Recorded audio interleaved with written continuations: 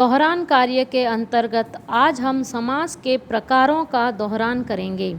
समास के 6 प्रकार होते हैं, जिसमें सबसे पहला अव्ययी भाव समास होता है।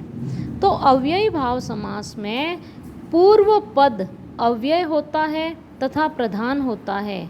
कहने का अर्थ पहला जो पद होता है वह अव्यय होता है।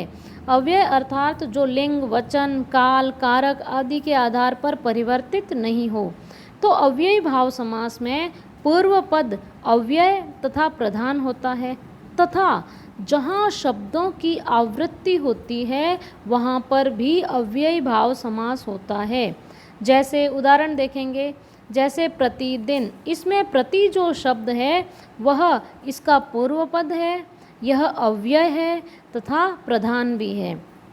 दूसरा उदाहरण हम देखेंगे, घर घर, इसमें घर शब्द की आवृत्ति हो रही है, अतः यहाँ पर भी अव्ययी भाव समास है। समास का दूसरा जो प्रकार होता है वह होता है तत्पुरुष समास। तत्पुरुष समास में उत्तर पद प्रधान होता है। उत्तर पद का अर्थ जो दूसरा पद होता है वह प्रधान होता है तथा समस्त पद बनाते समय परसर्ग, जिसको कारक चिन्ह भी कहा जाता है, परसर्ग का लोप हो जाता है। इसको हम उदाहरण से देखेंगे, जैसे ग्रामगत, तो इसका जब हम विग्रह करेंगे तो बनेगा ग्राम को गया हुआ। इसमें जो को है वह कारक चिन्ह है और समस्त पद बनाते समय उसका लोप हो गया। दूसरा उदाहरण हम देखेंगे विद्यालय, इसका जब हम विग्रह करेंगे तो विद्या के लिए आलय, इसमें के लिए जो कारक चिन्ह है उसका लोप हो जाता है।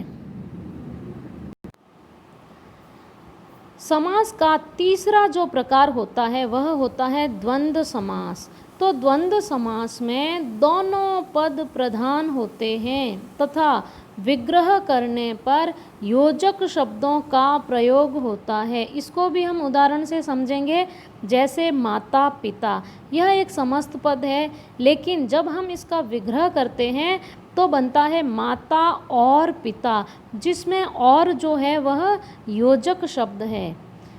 समास का चौथा जो प्रकार होता है वह होता है द्विगु समास। द्विगु समास में पूर्व पद संख्यावाची होता है। कहने का अर्थ यह है कि इसका जो पहला पद होता है वह किसी न किसी संख्या का बोध कराता है तथा समस्त पद किसी समूह का बोध कराते हैं, जैसे चौराहा, सप्तर्षि आदि। समास का पांचवा जो प्रकार होता है वह होता है कर्मधारय समास। कर्मधारय समास में दोनों पदों में उपमेय, उपमान अथवा विशेष्य विशेषण का संबंध होता है। उपमेय, उपमान और विशेष्य विशेषण के संबंध में हमने इससे पहले जो समास का वीडियो था उसमें हमने बात कर ली है।